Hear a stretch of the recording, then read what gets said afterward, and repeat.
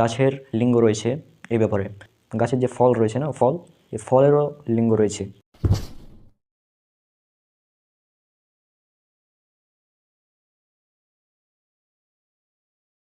আসসালামু আলাইকুম ওয়া রাহমাতুল্লাহি ওয়া বারাকাতুহু। আমি মোহাম্মদ মুসাব্বিরুল ইসলাম রনক। আশা করি আল্লাহ সুবহানাহু ওয়া তাআলার রহমতে আপনারা সবাই অনেক অনেক ভালো আছেন। আজকে পবিত্র কোরআন এবং আধুনিক বিজ্ঞান এই সিরিজের আরও একটি ভিডিও, এবং আজকে আমরা খুবই ইন্টারেস্টিং একটি টপিক নিয়ে আলোচনা করব। সেটা হচ্ছে যে একটা সময় মানুষ মনে করত গাছের কোনো লিঙ্গ নেই। তাই রিসেন্ট ধরেন আজ থেকে 400-500 বছর আগেই মানুষ ভাবতো যে গাছের কোনো লিঙ্গ নেই। গাছের আবার কিসের লিঙ্গ? লিঙ্গ তো হবে মানুষের, বিভিন্ন পশু প্রাণী, এদের। গাছের কেন লিঙ্গ থাকবে? তো যাই হোক, গাছের মধ্যে পুরুষ এবং স্ত্রী লিঙ্গ রয়েছে কিনা এটি একটি রহস্য হয়েছিল অনেক দিন। সর্বপ্রথম যিনি এই বিষয়টি উল্লেখ করেন যে গাছের বা উদ্ভিদের পুংলিঙ্গ এবং স্ত্রীলিঙ্গ রয়েছে, এই বিষয়টি যিনি সর্বপ্রথম উল্লেখ করেন তিনি হচ্ছেন সুইডিশ বিজ্ঞানী কার্ল লিনে। খ্রিস্টীয় অষ্টাদশ শতাব্দীর মাঝামাঝিতে তিনি এই মত প্রকাশ করেন, এবং তার এই মতামত প্রকাশ করার কারণে অনেকেই বিস্মিত হয়, এবং তারা কার্ল লিনের বিরুদ্ধে খ্রিস্টান পাদ্রী অর্থাৎ গির্জার এক পাদ্রীকে তার বিরুদ্ধে খেপিয়ে তোলেন, এবং এই কারণে কয়েক বছর ধরে ইউরোপে তার মতামতকে ভুল হিসেবে ধরা হতো। কিন্তু পরবর্তীতে, অর্থাৎ তার কিছুকাল পরেই, বিজ্ঞানীরা তার এই মতামতকে স্বীকৃতি দেন, এবং বিজ্ঞানীদের কাছে এটি একটি মূলনীতি হয়ে যায় যে গাছের বা উদ্ভিদের পুরুষ লিঙ্গ এবং স্ত্রীলিঙ্গ রয়েছে, অর্থাৎ উদ্ভিদেরও পুংলিঙ্গ এবং স্ত্রীলিঙ্গ রয়েছে, এবং এটা বর্তমান আধুনিক বিজ্ঞানের নিকট একটি মূলনীতি। এবং বর্তমানে আমরা জানি গাছের পুংলিঙ্গ রয়েছে, স্ত্রীলিঙ্গ রয়েছে, এমনকি উভলিঙ্গও রয়েছে, যেখানে পুরুষ এবং স্ত্রীলিঙ্গের গাছ আলাদাভাবে থাকে। তো চলুন এবার দেখি পবিত্র কোরআন এই বিষয়ে কী তথ্য দিয়েছে। আল্লাহ সুবহানাহু ওয়া তাআলা বলেছেন সূরা ইয়াসিন, সূরা নম্বর 36, আয়াত নম্বর 36। এখানে বলা হয়েছে, পবিত্র ও মহান তিনি, যিনি মাটি হতে উৎপন্ন উদ্ভিদ, স্বয়ং মানুষ এবং তারা যাদেরকে জানে না তাদেরও সবাইকে, সকলকে জোড়ায় জোড়ায় সৃষ্টি করেছেন। আরেকটি ভালোভাবে লক্ষ্য করুন, ইয়াতে আল্লাহ সুবহানাহু ওয়া তাআলা বলছেন উদ্ভিদ, মানুষ এবং মানুষ যাদেরকে জানে না তাদের সকলকে আল্লাহ সুবহানাহু ওয়া তাআলা জোড়ায় জোড়ায় সৃষ্টি করেছেন।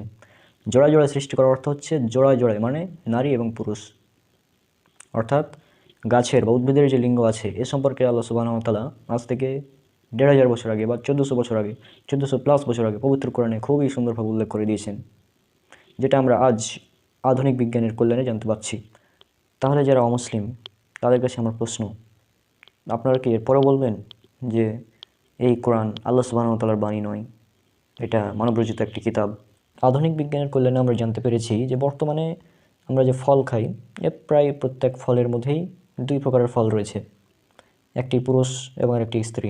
2 প্রকারের ফল, পুরুষ লিঙ্গ বিশিষ্ট ফল, স্ত্রীলিঙ্গ বিশিষ্ট ফল। এবং গত পর্বে আমরা আলোচনা করেছিলাম যে গাছের মধ্যে লিঙ্গ রয়েছে এ ব্যাপারে। তো এই ফলগুলো রয়েছে, এটা বিজ্ঞান আবিষ্কার করলো কিছুদিন আগে, এই কয়েকশো বছর আগে। তার আগে মানুষ জানতো না, তার আগে তো মানুষ এটাও জানতো না যে গাছের লিঙ্গ রয়েছে, তার আগে মানুষ জানতো না যে গাছের জীবন রয়েছে, এটাও জানতো না। কিন্তু আল্লাহ বলছেন গাছের লিঙ্গ রয়েছে, যেটা গত পর্বে আলোচনা করেছি। এবং আজকের পর্বে আমরা আলোচনা করছি যে প্রত্যেক ফল, যে ফল রয়েছে না, এই ফলের মধ্যেও লিঙ্গ রয়েছে, এবং পবিত্র কোরআনে স্পষ্টভাবে এই কথাটি উল্লেখ রয়েছে। আল্লাহ পবিত্র কোরআনে বলেছেন, এটা উল্লেখ করা আছে সূরা রদ, সূরা নম্বর 13, আয়াত নম্বর 3। এখানে আল্লাহ সুবহানাহু ওয়া তাআলা বলেছেন, আল্লাহ সুবহানাহু ওয়া তাআলা তিনি প্রত্যেক ফল সৃষ্টি করেছেন 2 প্রকারের। আল্লাহ সুবহানাহু ওয়া তাআলা ফল সৃষ্টি করেছেন, প্রত্যেক ফল সৃষ্টি করেছেন 2 প্রকারের, বা 2টি জোড়ায় জোড়ায়, বা এভাবে ফল সৃষ্টি করেছেন। আল্লাহ সুবহানাহু ওয়া তাআলা দিবসকে রাত্রি দ্বারা আচ্ছাদন করেন, এবং সর্বশেষে বলা হচ্ছে এতে অবশ্যই গবেষকদের জন্য নিদর্শন রয়েছে। তাহলে দেখুন, এতে বলে দেওয়া হচ্ছে এখানে গবেষকদের জন্য নিদর্শন রয়েছে, যারা গবেষণা করতে ভালোবাসে তাদের জন্য নিদর্শন রয়েছে। সেই নিদর্শনটা কি, সেটা আজকে আমরা জানতে পারছি আধুনিক বিজ্ঞানের কল্যাণে, যে ফলের মধ্যেও লিঙ্গ রয়েছে এই ব্যাপারটা। তাহলে খুবই সুন্দরভাবে পবিত্র কোরআনে আল্লাহ সুবহানাহু ওয়া তাআলা এই বিষয়টি উল্লেখ করে দিয়েছেন যে ফলের মধ্যেও লিঙ্গ রয়েছে, যেটা আধুনিক বিজ্ঞান আজ আমাদেরকে বলছে। তাহলে এরপরেও কি বলবেন যে এটি আল্লাহ সুবহানাহু ওয়া তাআলার বাণী নয়, এই কোরআন মানুষের তৈরি, মানুষের লিখিত কিতাব? পবিত্র কোরআন এবং আধুনিক বিজ্ঞান সিরিজের ইনশাআল্লাহ আরও অনেকগুলো ভিডিও আসবে। যারা আমার আগের ভিডিওগুলো দেখেননি তারা আগের ভিডিওগুলো দেখে আসুন এবং নিজেই বিচার করুন এই গ্রন্থ কে রচনা করতে পারে। একমাত্র মহান স্রষ্টা আল্লাহ সুবহানাহু ওয়া তাআলা ছাড়া এই পবিত্র কোরআন কারো পক্ষে রচনা করা সম্ভব নয়, কারণ এখানে এমন সব বৈজ্ঞানিক তথ্য লুকিয়ে আছে যেটা সে সময় মানুষ কল্পনাও করেনি। আল্লাহ সুবহানাহু ওয়া তাআলা বলেছেন সূরা ইয়াসিন সূরা নম্বর 36 আয়াত নম্বর 2, আল্লাহ সুবহানাহু ওয়া তাআলা বলছেন বিজ্ঞানময় কোরআনের শপথ। অর্থাৎ কোরআন যে বিজ্ঞানময় সেটা আল্লাহ সুবহানাহু ওয়া তাআলা নিজেই বলেছেন। পবিত্র কোরআন এবং আধুনিক বিজ্ঞান এই সিরিজের আমার পূর্বের যতগুলো ভিডিও রয়েছে সবগুলো ভিডিও দেখুন এবং চিন্তা করুন। আর ইনশাল্লাহ আগামীতে আরও বেশ কয়েকটি ভিডিও আসছে পবিত্র কোরআন এবং আধুনিক বিজ্ঞান সিরিজের। ততক্ষণ পর্যন্ত আল্লাহ সুবহানাহু ওয়া তাআলা সবাইকে অনেক অনেক ভালো রাখুক এবং সবাই আমার জন্য অনেক অনেক দোয়া করবেন। আসসালামু আলাইকুম ওয়া রাহমাতুল্লাহি ওয়া বারাকাতুহু।